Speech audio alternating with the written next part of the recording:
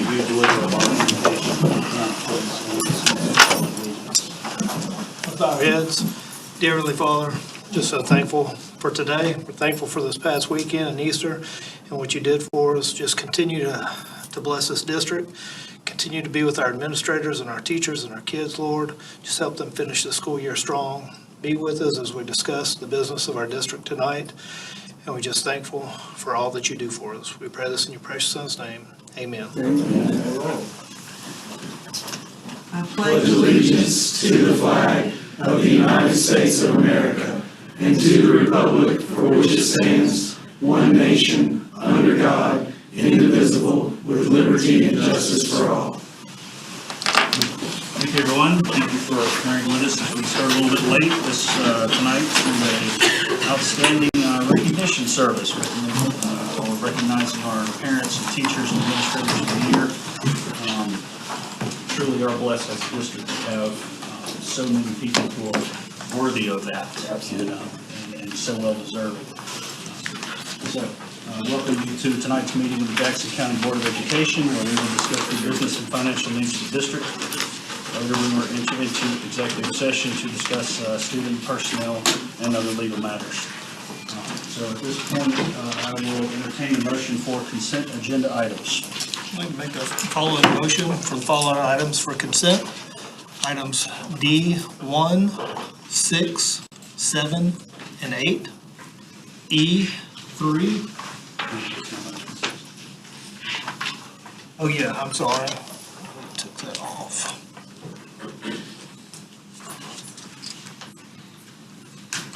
F, 1 through 19. G, 1A through D.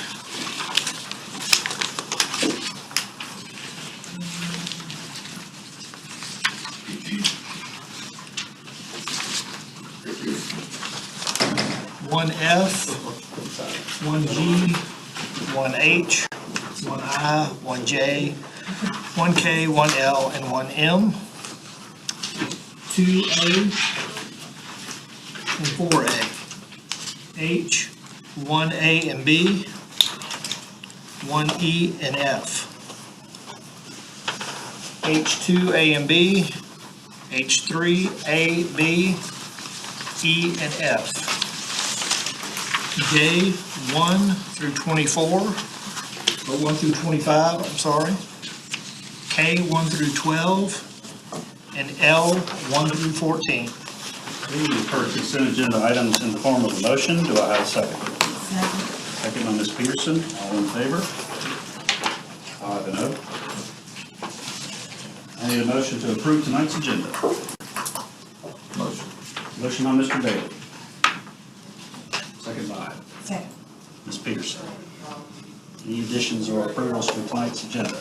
I'd like to make a motion to the agenda to add 7D11, approve payment of monthly legal services.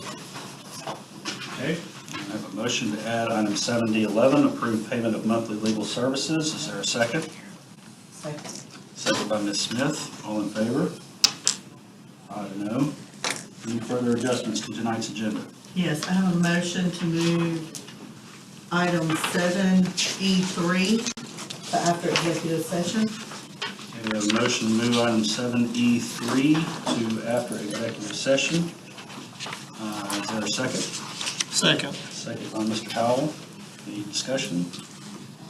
All in favor? 5 and 0. Back to the original motion. Any further discussion for tonight's agenda? All in favor of approving the agenda?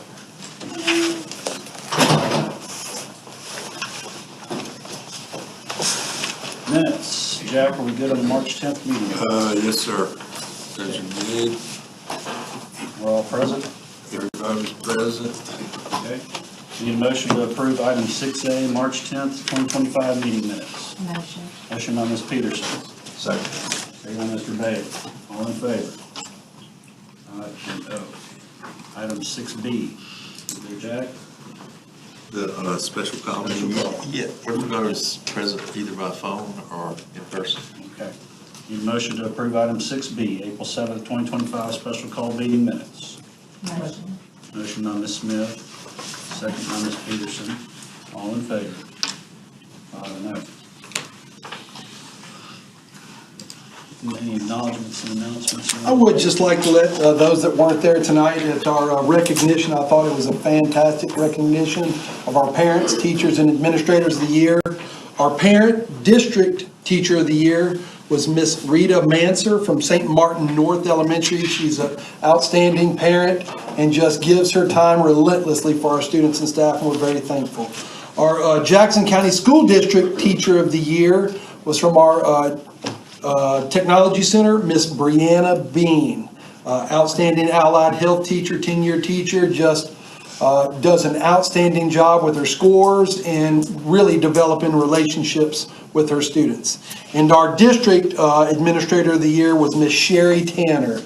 Been in the district since 2001 as a teacher, counselor, assistant principal, and what I labeled in the recognition, she is a true symbol of a Southern magnolia. I mean, just loves her staff, loves her kids, but does not take no for an answer and expects the best from her students and staff. And she holds them to a high standard and gives them what they need to get the job done. And it's just an outstanding representation of what we want from our principals here in the district. So it was a great evening, a great celebration of what makes Jackson County School District special. Very good, I agree. Okay, moving on to item B, public comments. I'm just going to go to public comments. Miss Susan Parker?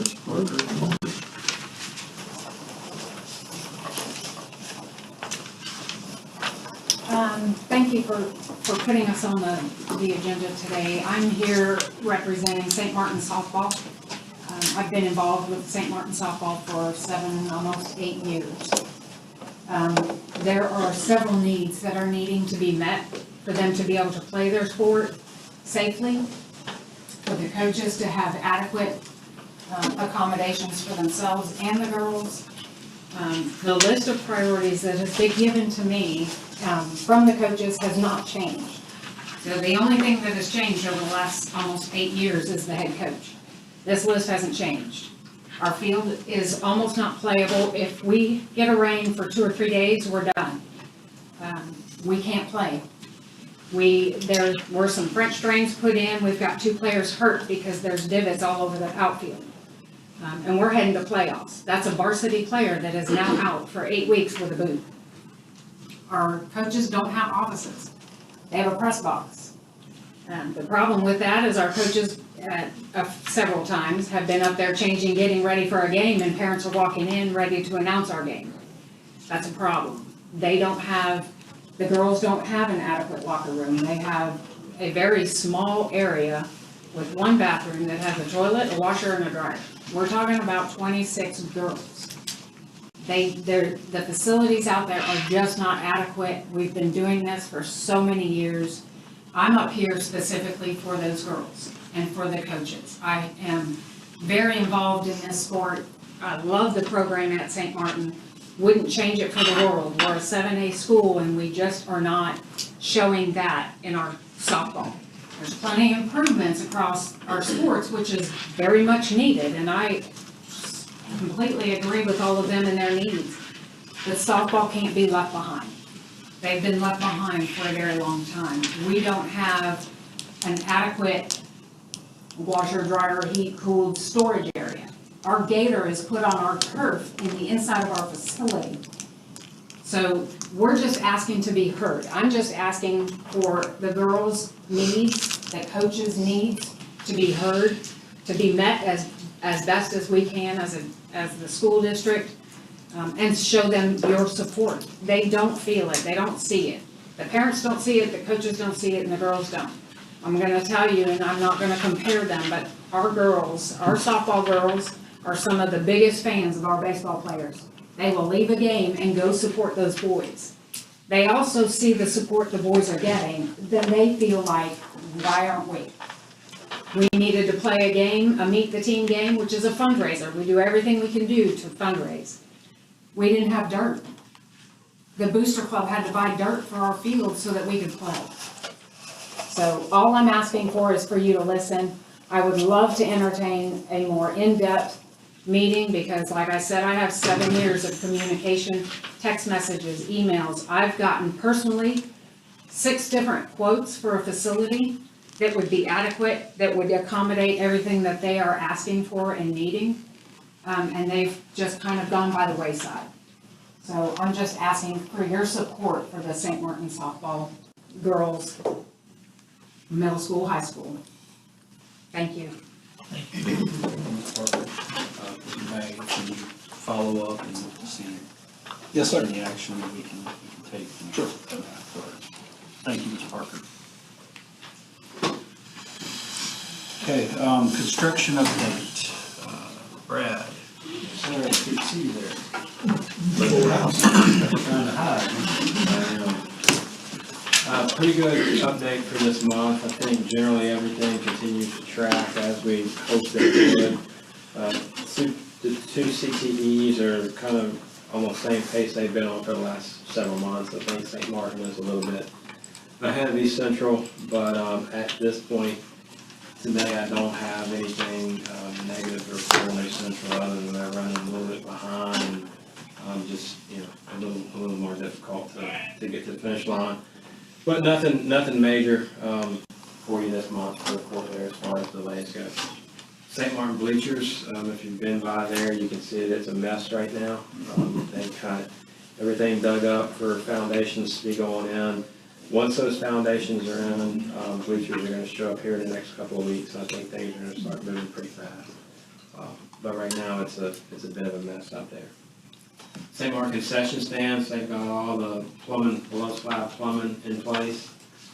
So that one also continues to track well ahead of schedule, so they're projected to be done several weeks ahead of schedule there. So all good there. And East Central re-roof is, that came in under budget. And so we've got that on the agenda tonight to be approved with Coleman Roofing out of Louisiana. And so those guys have been anxious and they've already got all their submittals in, even without a contract. They've been going ahead and getting that started. So as soon as that's approved by you guys, we'll set up a pre-construction meeting and be ready to hit the ground running as soon as school's out. Good. They call on a good month. Okay. So where they got paint on the CTE building, at least at St. Martin? They didn't get out to the central yet? Yeah, there's some wall panels in the central that are not in yet, and some the wall panels in the front of the building, so they're temporarily drawing the building in so that they can continue on. And those wall panels are the only thing right now that, when I said I've got a little bit of concern about them being behind St. Martin, it's just getting those wall panels. Same manufacturer, same everything, and somehow DMP was able to get them. Yep. They let us know a couple of months ago that it was going to take time for those to get in, so it's not unexpected. I mean, we wish they were here, but they're just not in yet. We're still looking at being ready in the fall for that, right? Yes, sir. I told them there's no contingency plan. So that's why they're temporarily drawing the building in with, Tyvek and plywood right now, just so they can continue on the inside construction. But it probably will be,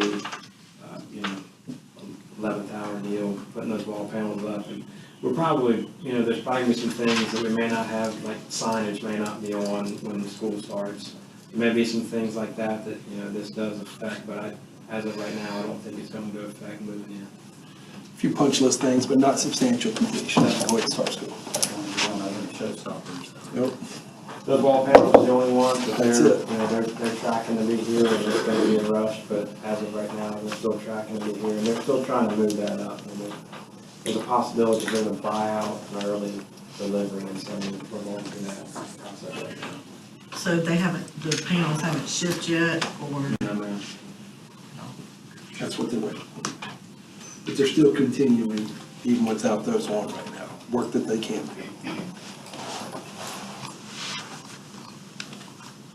Any other questions for Rick? Yeah, thank y'all. Thank you, Brad. Have a good evening. You do. Okay, that takes us to financial management. Item D2, discuss February 2025 monthly financial reports and discussion on financials for February. None? Move on. Item D3, approved advertisement for FY26 notice of public hearing on proposed ad valorem tax adjustments. I need a motion for item D3. Motion. Motion by Mr. Bailey, Second. second by Ms. Peterson. Any discussion on this item? Okay. All in favor? 5-0. Item D4, approve prepaid claims docket. Do I have a motion for D4? Motion.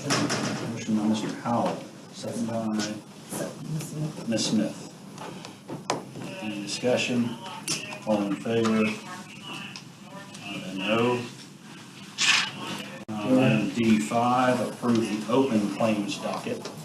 I need a motion for item D5. Motion. Motion by Ms. Peterson, Second. second by Mr. Bailey. Any discussion? All in favor? 5-0. And then item D9, the March 2025 monthly financial reports. Any discussion on those items? Okay. Item D10, approve short-term investments of district funds. Need a motion for item D10. Motion. Motion by Ms. Peterson, Second. second by Mr. Howell. Any discussion? Yeah, I'd like for Ms. Geiser to give you a brief overview of what we're looking to do and how we're looking to do it. I told you in my Friday report, I'm really excited about this opportunity, and Ms. Geiser's been working hard on it. I'm just briefly going to say, we were looking for ways to generate revenue. This is one of the things that Mr. Bagg and I spoke about when he hired me. I'm going to yield my time to our bankers that are here and let them explain kind of a little more detailed about how it works and the risk associated and why I think it's a great idea to move forward with our current unneeded cash reserves. Thanks, Amber, appreciate it. Yeah, I'm Gary Morgan, and I'm the portfolio manager for institutional portfolio management for regions, for the state of Mississippi, municipalities, counties, governmental entities, corporates, so forth. Regina Fowler, she is on the administrative side of things, where she handles she's the liaison for you as the client, any issues that may arise, you know, whether on accounting or on statements or anything else. She's kind of the quarterback of the relationship. I've been doing this a long time, and I've sat kind of semi-quasi, you know, like where you're sitting. I used to work as an investment analyst for PERS. I was the bond director for the state and the bond advisory director for the state for many years. So that's kind of my forte is on bonds and fixed income products. But I've been doing this for, like I said, for quite some time, and we deal with a lot of school districts, a lot of large school districts down to smaller school districts and in between. But I know I don't want to make this, I could go into the weeds on this, but the volatility of the markets right now, with the stock markets, but also the bond markets, and I'm talking about treasury markets here.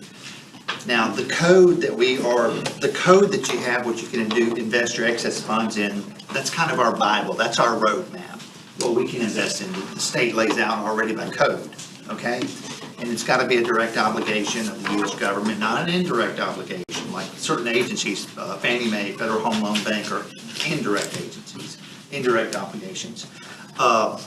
So we're developing, our portfolio is directly into U.S. Treasuries, which are, again, direct obligations. And they also happen to be the highest yielding right now, and especially on the shorter end. That's because we've had this inverse yield curve, which we've all heard about for a while. It's becoming less inverted, a little bit more normalizing, if you will, on the long end. But what we're doing is we're going to be laddering certain maturities where you have monies coming due every 3 months. You have a 3-month, a 6-month, a 9-month, and a 12-month treasury bill. And we, pretty much evenly distributed, maybe a little bit heavier on the front end on the 3-month. But this, especially in these days and times, because I'm telling you very candidly, no one, not the Fed chairman, not the president, not the Treasury Secretary, not the investment bankers on Wall Street, really have any clear guidance on what rates you're going to do right now. And you've got the Fed chairman and the president going back and forth with each other. You have inflation staying sticky, which makes rates stay higher. At the same time, you've got employment going down and GDP going down, which would make rates go lower. This gives you the best of both worlds. You're able to lock in yields, which are pretty much at the highest part of the yield curve, thanks to that inversion. But the bond rates have been so volatile. I've seen them, go up significantly one day, the very next day down significantly. This locks you in, at around a 4.25 or so yield with an average maturity of about 7 to 7.5 months, with something coming due every 3 months. So you can take advantage of, if rates do rise when that maturity comes up in 3 months, you can invest rather at the longer end. If they stay the same, you've still got bonds that are out there a year, if your bills, treasury bills would be at a year, and then one's maturing every 3 months. So they will hold their value. Now the risk is, these are bought, here's the risk, if you need to get the money, okay?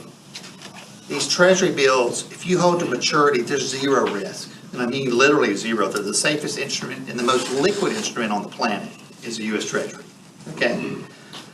If you need money and you just have to get some money out of the treasury bills, what you do is you're selling it in the market, whatever the market is then. There's no penalty like the CD, there's no fee, but if rates go up, that means the bonds you're holding in value go down. You hold to maturity, that doesn't matter because you're going to get your face value and the interest, the yield. So that's really the caveat I would put is if you just had to sell some, you'd be taking whatever the market risk is or what the market's paying right then. That's really the only risk. There's no credit risk whatsoever. With the way this is staggered, there's no opportunity risk. And the liquidity, if you need your money, you can even get it same day. And, they do this a long time, and it's really, there are only certain things you can do that are going to meet the code standard. Again, that's our Bible, and as fiduciaries, our fiduciary responsibility is to invest for the school district, regardless of what's best for the bank, period. That's the definition of a fiduciary, and we legally are those. So that's kind of it in a nutshell. We send reports out on the investment performance quarterly. You probably could get monthly statements if that's what you want. Communication's very open with Amber or whomever needs to talk with us. So that's about it. Do you have any questions whatsoever? So there are two sheets with different interest rates. One was the time when when Amber needed them to present to you all, and then we updated as of this morning. And really, if you look at if you look at the yields, very nominal difference, I think. It is, I just didn't know which one. That's right, the one that's more current would be like. Well, I pulled them out of order knowing me, and they don't have a date on them. And the green does. Which one? July 10th. Gotcha. Yes. There it is.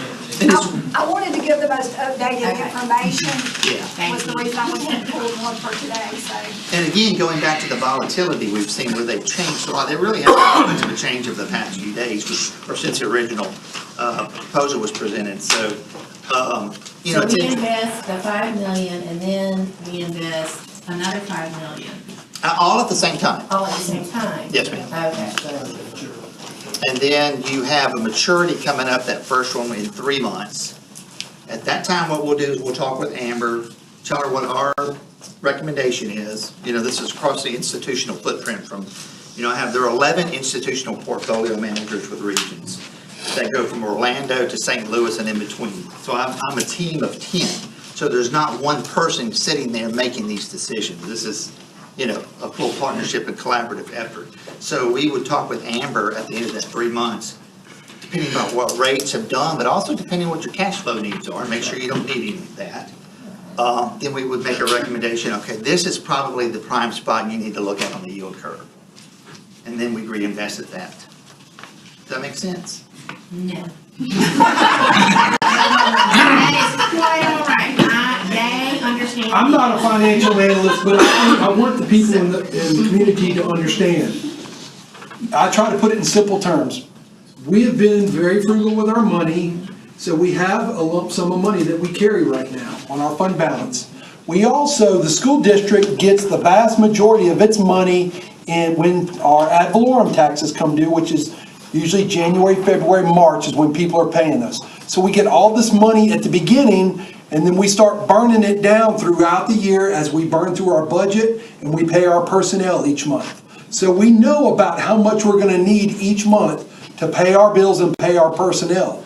That's why, plus we have our cash reserves for our hurricane money that we can also invest in the short term. So what we're going to do is start investing this money, releasing certain amounts at certain time when we know we're going to need it. And we can do it safely without high risk of locking it in for a long term. I'm just not that risky. If we're gonna do this, I'd rather do it comfortably right now and release it slowly when we know we're gonna need it, if that makes better sense to you. Does that make sense? Okay. Thank you. He did a good job, didn't he? He did do a good job. Yeah, I think so. I mean, he's talking about it's within what the state allows That's right. agencies like ours to do. You're pretty limited on what the code allows for investments. Now, this is not deposits, this is your investments. So. Any other questions or anything I can answer, or Regina? And again, I think you heard him say, worst case scenario, something bad happens, we can still get to our money if we have to. We just won't make as much off of it as what we planned on doing with this schedule. And you can see, if it works out, and I hope that it does, we're talking a little over $500,000 we can make off of our money, which is substantial to the school district and to our budget and what we're trying to do for our kids and teachers. Yep. And if rates fall, you actually may make a little bit, even though you're having to sell it early. That's all right. So, I think it's a good plan. And Regions is the one, but Amber reached out to 6 banks. You know, I just don't take one on face value. I love you guys, but look, this is the. You're a fiduciary also. That's right. 6 responses. 6 responses, yeah. So I think it's good to get competition. Great. It's our taxpayer money, so. Yes, sir. I agree. Any other questions?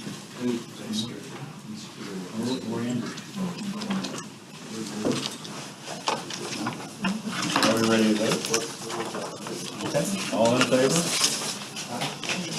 5 and 0. Look forward to it. And now this produces.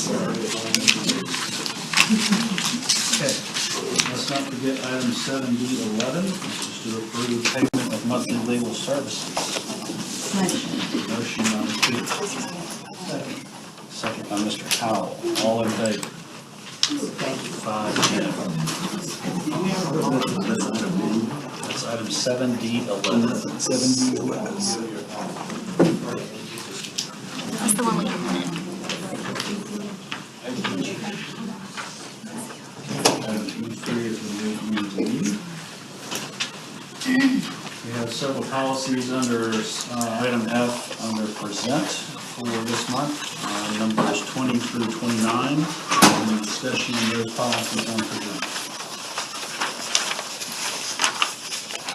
Oh,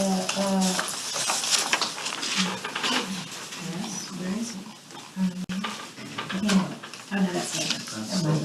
Well, we'll get to that. All right, under curriculum and instruction then, item GE, approve curriculum associates quote 400211.2 for the 2025-26 I-ready grades 9 through 12. Need a motion for item G1E. Motion. Motion, Mr. Bailey. Second by Ms. Peterson. Is this is a sole source quote we have? I think it was next. Dr. Sullivan? Left off consent. Can you explain to them too what we use this for? It's an intervention program for our high school students. We've used it for several years. And the 20 site licenses, or the 20 licenses is for all 3 high schools, so it's not a lot. Okay. And this is for tier 3 interventions for those students that are really needing some serious interventions, is what this is for. That's why we have a limited number. Okay, ready to vote? All in favor?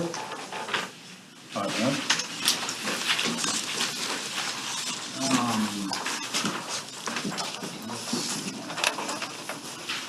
Item G2 B1N, present the 2025-2026 student handbook. Any discussion on this item? Well, I was just, What page would you like to go to, Ms. 66. 66. 66.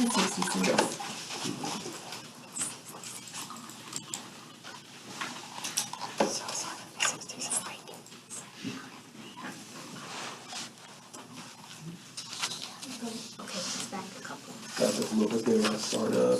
It's the So pages right next school dress. the only question I had was, we had conducted a parent survey. And 55%, were not real happy with our dress code. Sure. Of those that replied, I don't know. They would like to see changes. Yeah. 86 that replied, 86% wanted changes. But when we scroll down, the only thing that changed were the pants. And, I was just wondering why we had such a small change. Well, the administrators, we had them talk to students, obviously, especially with our high school and middle school kids. I've talked to students, I've talked to parents, I've talked to staff members. We listened to our administrators and the changes they felt comfortable with doing.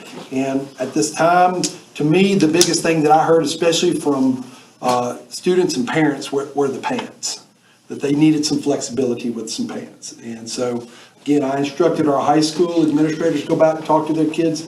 What was it that they did not like and what would they like to see? And so this is what we brought back.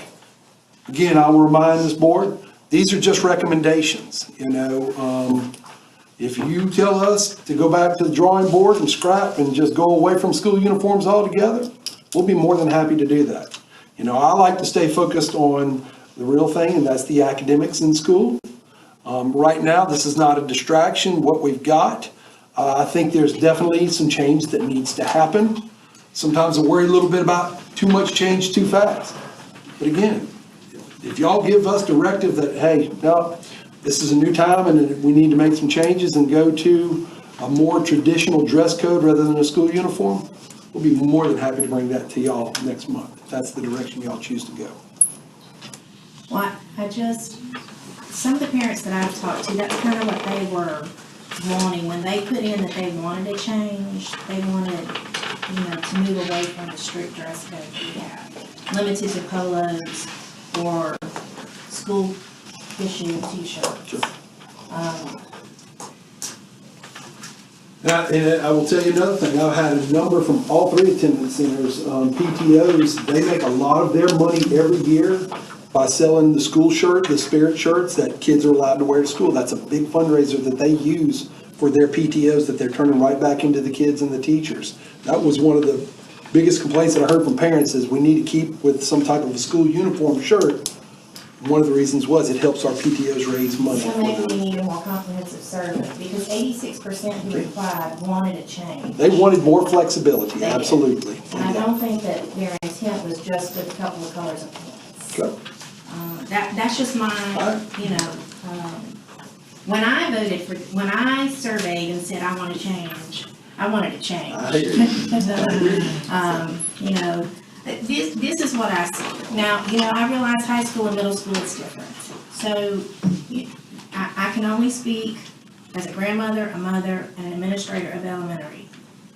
In elementary, you can buy a dress for a girl, $10, $5 sometimes. And you catch them 75% off. Uniform pants and shirts are sold typically in the summer, and then if you need if you have to replenish it, you're hunting for little kids' clothes. It's much more difficult to find them, and they're also typically not on sale the same way. That's the only thing financially that I see, and I do see parents who complain that they have to have separate sets of clothes. There are also parents who love it. You're right. So I don't know what the answer is. Well, I do think adding the joggers and the jeans helps alleviate some of that. That's what I heard from the Because, kids, yeah. I mean, jogging pants in the wintertime, and jeans are pretty much year-round. You know, they're sold year-round at most stores. I mean, besides adding the colors, we added those two types of pants. So I think that is very helpful. And that's what we heard the most, was from the pants. Yeah. Because the khaki pants are extremely hard to find. They're hard to find. I mean, my high schooler, we've been waiting 8 months for. They're not usually wearing that on the weekend, I'll say No, that. yeah, you're not. No, well, we've been waiting, there's only a couple of stores that carry the khaki pants. If you get the true uniform cut, yes. Right. That's true. And, they stay out of stock. So you rip a hole in them or something happens, then, you know, I try to keep 5 pair. Keep rotating. But, And they do outgrow. I mean, right. The one thing I want to clarify is we did not add like sweatpants, jogging pants. That is not added. Oh, well, it's like a joggers. Joggers are They're different than that. They're like a nylon. pant, but they have the gathered, They're tighter at the bottom, up tighter at near the the bottom. ankles. But they're not like your cotton sweatpants that, Well, or jogging pants. Well, sweatpants is what is Sweatpants, not those are still allowed. not allowed. I just want to make I sure didn't see that that, Yeah. before we okay, get down, that's not what was added. It's joggers what Yeah. kids wear nowadays. gotcha. I guess the question really is, do we want to keep uniforms? That's, So maybe that's what the survey should say. I mean, we've had this Yeah. discussion lots. And I will tell you this, I've been in school districts that have no uniform, and you're still gonna have problems with it. Kids are gonna push the limits, especially middle school and high school kids, wearing things that they shouldn't, questionable, risque. I mean, it is what it is. We deal with it now, just not as much. But if that's the direction we wanna go, I have no problems. I've worked in both arenas. You know, just some of our principals were a little bit worried, you know, going too far, too fast, especially at the high school level, and how much we would be policing, you know, kids, in lieu of keeping our focus on what's going on in the classrooms. Well, it may be different for boys. I mean, it's 32 degrees and my son's wearing shorts and a hoodie. And then it's also 90 degrees and he's wearing shorts and a hoodie, so. That's right. It's a uniform. I mean, he's staying in compliance. That's right. So, but I think we need to have structure, because if they go in the workforce and move in life, they're gonna be structured. There's gonna be uniforms whether we like it or not. And, you know, so I can understand both parties, but at some point in time, it's less distraction, the more focus on education. Well, and I do have a concern with the PTOs and the groups. Yeah.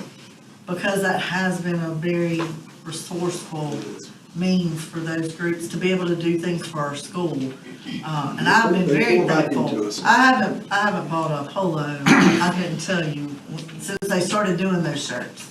I like it as a parent, because I walk in those We first bought 5 couple of days those shirts with and, $120 and start buying them, that's right. and they're very inexpensive as far as clothing goes, so, the hoodies cost me more, but, anyway. But yeah, so, you know, our PTOs would have to go look for other ways to raise money. So, I will say, as former middle school principal, if we had a free dress day for a reward or whatever, 95% of the kids wore blue jeans. That's a big deal for them. yeah. So if you give them jeans and now the joggers, I mean, they're gonna feel like that's a free dress day every day. And they can still wear their Hornet shirt or their Bulldog shirt or Well, whatever. Main Street is still limited to just 3 colors though. I mean, you know, there's pink. Pink is in the world. Come on. Why is wrong with pink? But I do appreciate the idea that As long as it's a school-sold, uniform T-shirt, they're allowed to wear the various. We had a ton of different But we have to colors, be yeah. careful that we're not keeping a dress code to benefit the financial part. We don't want that to be, we have to be careful. No, I You just need agree. to be careful how that's perceived. I really think that we need to be careful about I'm that. just sharing what's been shared with me by a number of PTO parents. So I can see there's a financial question with parents that they're asking, I don't want them to keep 2 sets of clothing and whatnot, but I had 2 kids that went through the system and they did just fine to catch the sales like you do, and you have to keep a certain, amount in reserve. I can also see the value that teachers would have in saying, or administrators in saying, no, okay, you're allowed to have a free dress day, but if you take away uniforms, then every day's a free dress Have day, that so that reward. incentive kind of goes away. But then you also have an extra burden, I think that may place on administration in policing what's being worn, a lot more so than uniforms have. I'm not saying that I have the answer, that I'm gonna, sit on one side or the other and say this is right, this is wrong, but I do think we probably need to maybe have a little further or more in-depth polling of our staff and our parents in order to get a real clear understanding of what the desires are in the community. May I ask who gets the polls? We send them out to all parents. Online, or do we do it through an email? We send them out to all No, sir, parents. I've never received anything that has asked me, Well, we want. I will tell you this, we utilize what we do during registration, whatever emails and numbers they're sent out to those in school status. So if you need to update, check with your school and see. Okay. I'm just wondering who gets these, and if you have you said 85% said that they wanted a change, and I hear several people saying, no, let's not change it. If you send out more polls. If you will, this is the board meeting, so follow up with your principal tomorrow, and we'll be more than happy to follow up with you, okay? Sounds great. Yes, ma'am. All right. Okay. We will get y'all more information for next month. Any other questions or concerns from the handbook other than dress code while we're on this? Okay. Good there? Have some follow-up on that? And we'll have another sidebar on this afterwards. Sounds good. Okay, moving on then, that takes us down to operations and support. Item H1D, award bid and approved contract for floor stripping and waxing at Van Cleve and East Central Attendance Centers. Do I have a motion for H1D? Motion. Motion by Mr. Howell. Second. Second by Ms. Peters. Any discussion on this item? Okay, all in favor? 5-0. Item H1G, award East Central High School re-roofing project to Coleman Roofing Construction base bid of $1.825 million. Motion for H1G. Motion. Motion by Mr. Bailey. Second. Second by Mr. Howell. Any discussion? Good with this contract? Yes, sir. We feel good. We've done our research. We feel comfortable with it. Okay, we get the job done in time. Yes, sir. At least this. Well, it's gonna be, they're gonna have to work around while school's going on, similar to what we did with Van Cleve High School. We're gonna ensure we're gonna have limited interruption of instructional time. It'll be like Van Cleve, we'll have some tear off after in the summertime to put back, but you're well aware of what needs to happen. Ready to vote? Yes, sir. All in favor? 5-0. Item H1H, award bid and approved contract for St. Martin janitorial services. Motion. Motion by Ms. Peterson. Second. Second by Ms. Smith. Any discussion on these janitorial services? All in favor? 5-0. That takes us to 16th section leases. Section I. I2, approve hunting and fishing lease agreement with J.W. Webb. Motion for I2. Motion. Motion by Ms. Peterson. Second. Second by Mr. Bailey. All in favor? 5-0.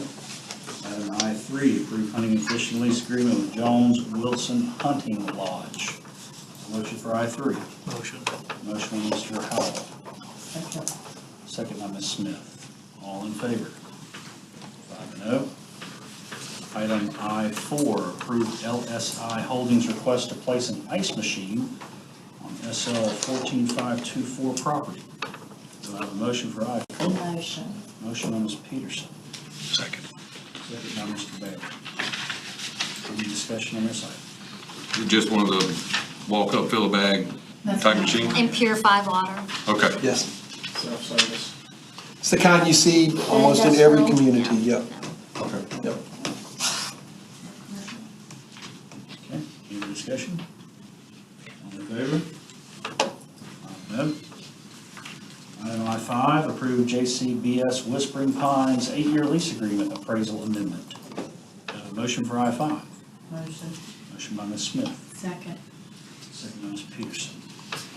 Okay, any discussion on this one? All in favor?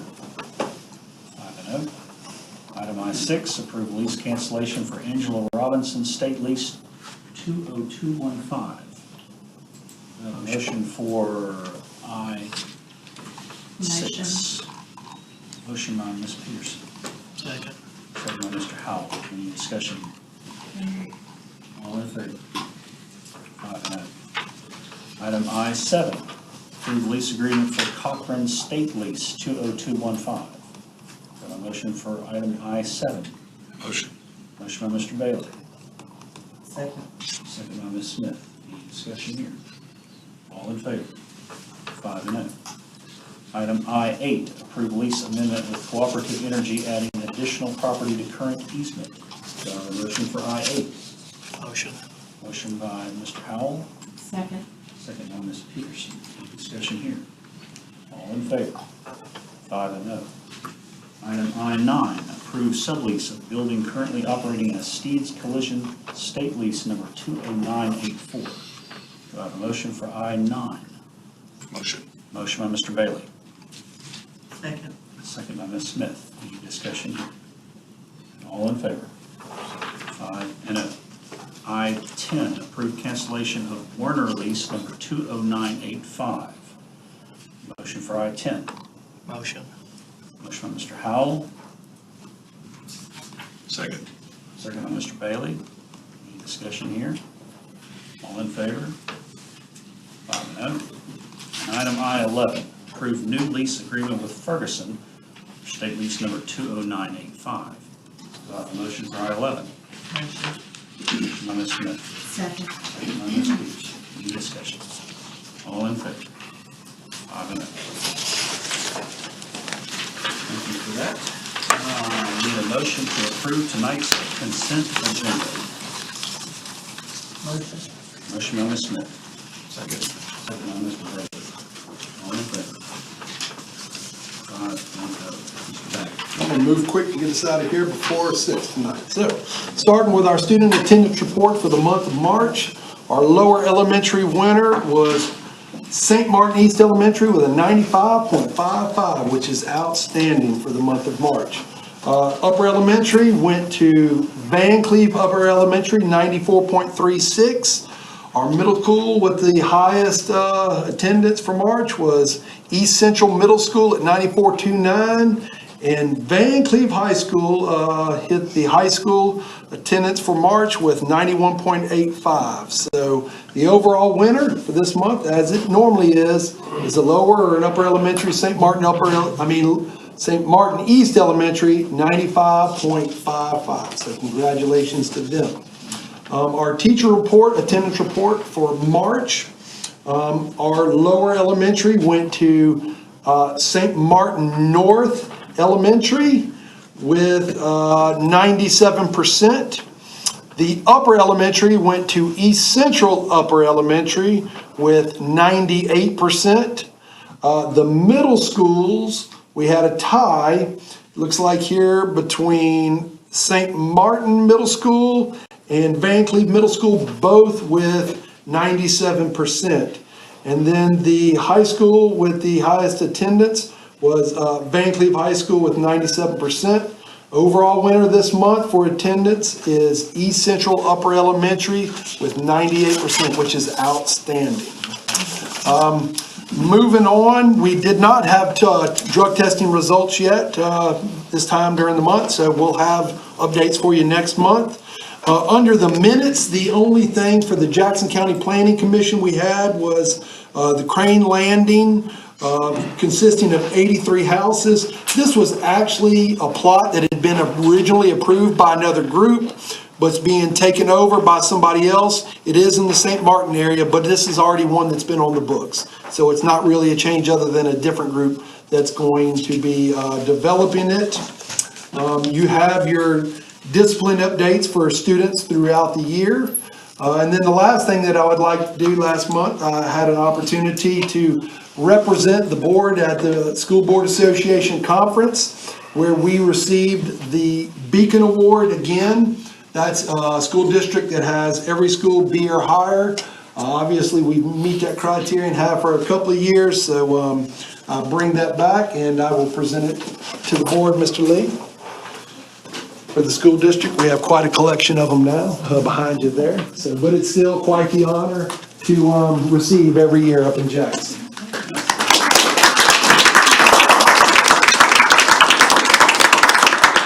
And that concludes my report. There we go. All right, at this point, I'll entertain a motion to go into closed session and consider executive session. Motion by Ms. Peterson. Second. Second by Ms. Smith. All in favor? 5-0. 5:55. Thank you, everyone. We are in closed session.